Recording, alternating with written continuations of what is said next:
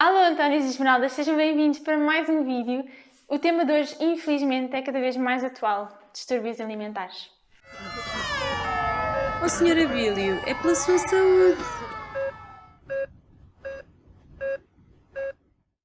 É importante dizer que, apesar de eu ser médica, eu não sou a vossa médica, por isso, se vocês estiverem doentes, sentirem que precisam de conselhos sobre o vosso próprio corpo, sentirem que têm algum destes sintomas, por favor, vão ao vosso médico. Aquilo que eu e a Inês dizemos aqui são apenas meras informações, não são recomendações. Outra coisa muito importante que eu queria deixar aqui dito neste vídeo é que, se por acaso vocês não se sentirem confortáveis com este tema, sentirem que falar sobre este tema vos incomoda, se estiverem a passar por algo do género, sintam-se à vontade para não ver este vídeo. Vejam outros. Este é um tema muito sensível e sinto que é muito importante ser abordado nas escolas, pelos pais, em casa. Há alguns temas que são muito tabus na nossa sociedade e este é um desses temas, mas é importante falarmos sobre eles para os desmistificarmos. Ao contrário do que a maioria das pessoas pensa, distúrbios alimentares não acontecem só na adolescência e não acontecem só no sexo feminino. Existe um grande número, um número significativo de rapazes e um número significativo de adultos, de crianças até, que estão a passar por uma situação destas. E, portanto, é importante não desvalorizarmos esse número. Infelizmente, este tema é cada vez mais frequente, os números estão a aumentar cada vez mais e o facto das nossas crianças crescerem bombardeadas pelas redes sociais, pelas revistas, pela televisão, ainda piora esta realidade. Crescemos e vivemos o nosso dia-a-dia a ver pessoas nas televisões, modelos nas revistas, modelos nas publicidades. Ouvimos, falamos, vemos coisas no Instagram, os filtros do Instagram e nós passamos o nosso dia-a-dia a pensar: mas porquê é que eu não consigo ser assim? Porquê é que eu não sou assim tão bonita? Porquê é que eu não sou assim tão magra? Porquê é que eu não consigo ter aqueles músculos? Porquê é que eu não consigo ser como aquelas pessoas? E aquilo que nós nos esquecemos é que aquelas pessoas também não são assim na vida real. Ao contrário daquilo que nos ensinam nas escolas, não existe só a anorexia e a bulimia. Existe cada vez mais uma panóplia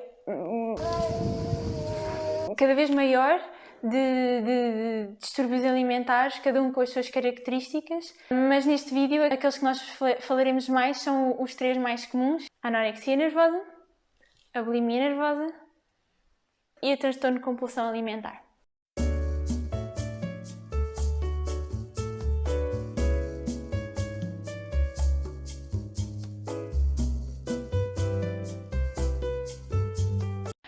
Primeiro, anorexia nervosa. A anorexia nervosa caracteriza-se por um transtorno na percepção que a pessoa tem sobre a forma e o tamanho do seu corpo.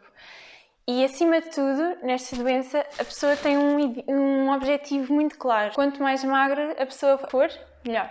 A anorexia nervosa caracteriza-se por dois subtipos: o subtipo restritivo e o subtipo compulsivo ou purgativo. O subtipo restritivo caracteriza-se por uma restrição alimentar, uma restrição calórica excessiva, e pode ser acompanhado ou não por uma obsessão por fazer exercício excessivamente. O subtipo compulsivo ou purgativo caracteriza-se por um ciclo em que a pessoa primeiro come e depois provoca o vómito ou até toma laxantes.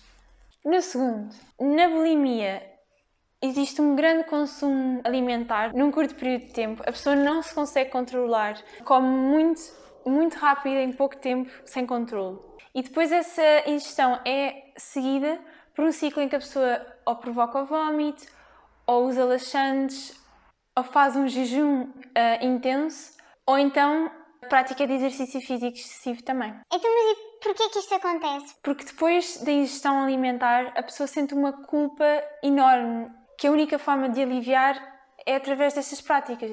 Por último, o transtorno de compulsão alimentar, estranhamente, apesar deste ser o menos conhecido desta lista de três, é dos mais frequentes. Pensa-se até que o número de pessoas afetadas por este transtorno é superior ao número de diagnósticos feitos. Este transtorno, tal como indica o nome, caracteriza-se por uma compulsão alimentar enorme. A pessoa come imenso, num curto período de tempo, sem controle. Então, mas qual é que é a diferença entre transtorno compulsivo alimentar e bulimia? Bem, nos dois existe um comportamento de consumo excessivo de alimentos incontrolável.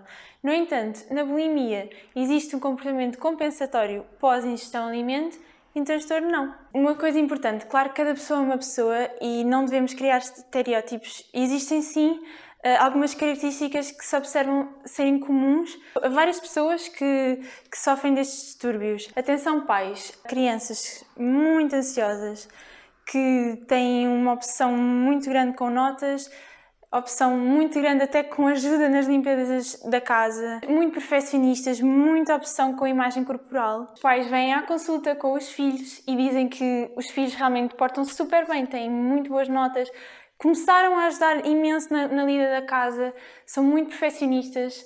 Isto são tudo coisas muito características deste perfil. Não devemos generalizar nem podemos, mas devemos ter em atenção. Outra coisa muito importante em terem atenção são as pessoas que depois de todas as refeições vão impertrivelmente à casa de banho.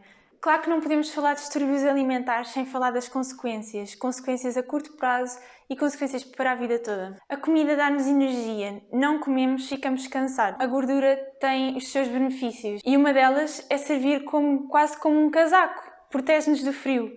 Quando nós não temos essa camada de gordura, vamos ter uma sensação de frio constante.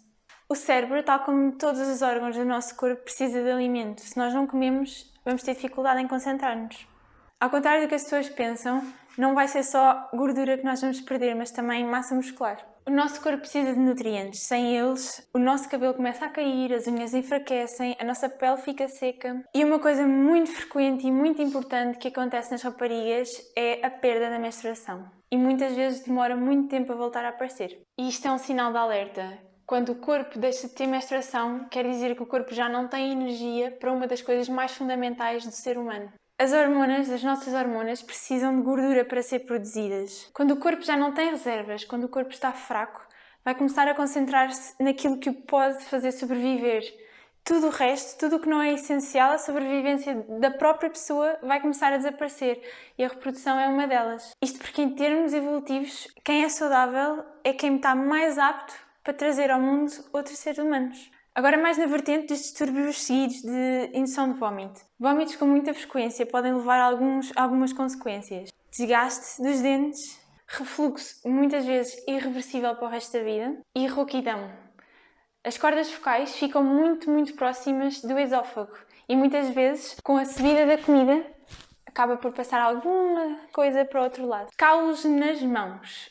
Calos nas mãos, como assim? Estes calos normalmente aparecem nesta zona e nós chamamos de sinal de Russell. Estão relacionados com o embate dos nós dos dedos nos nossos dentes, quando tentamos provocar o vómito. Estes distúrbios podem não só levar a todas estas consequências que eu já falei, mas a muitas outras e algumas muito mais graves. Falamos de tonturas, palpitações, perda de massa óssea irreversível, alterações gastrointestinais irreversíveis. E muito importante, arritmias. Como não existe ingestão de alimentos, existem coisas muito importantes que nós chamamos de íons, que se não existem no nosso corpo, o coração não consegue trabalhar.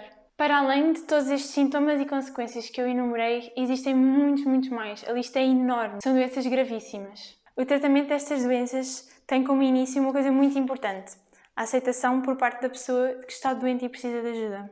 Sem isto, não há tratamento que resulte. Que a luta contra os distúrbios alimentares é uma luta constante para a vida toda e por isso é necessário um tratamento não só físico, mas também um acompanhamento psicológico, tanto por profissionais de saúde como por amigos e família. É muito importante o apoio das pessoas mais próximas de quem está a passar por um processo destes. E aqui o mais importante é fulcral que as pessoas saibam que a culpa não é delas, nem é da família delas. É uma doença e a culpa não é de ninguém. Se sofres com algum destes distúrbios alimentares ou conheces alguém que sofra, não hesites em procurar ajuda. E lembra-te, o teu valor não depende daquilo que tu comes, não depende daquilo que a tua balança te diz, não depende de nenhum número. Aquilo que eu e a Inês dizemos no início de cada vídeo é mesmo importante. Cada corpo é um corpo, cada pessoa é uma pessoa. O ideal de beleza não interessa, não há ninguém perfeito e é muito bom sermos todos diferentes. Malta, já chega de filtros de Instagram e de Photoshop. Vamos mas é ser felizes. Eu e a Inês vamos deixar na descrição do vídeo alguns links e alguns contactos em que podes pedir ajuda caso sintas que estás a passar por alguma destas situações. E pronto, malta, é isto. Espero que tenham gostado deste vídeo. Metam um like, subscrevam, partilhem o vídeo, muito importante. Partilhem. Sempre que tiverem dúvidas, ponham nos comentários que eu e a Inês sempre que conseguirmos vamos responder. E pronto, malta, abracinhos e pela vossa saúde. não se esqueçam que a doença mental existe, é uma doença como as outras e pode ter consequências fatais. Vemo-nos no próximo vídeo para mais um Medicinamento. Deus!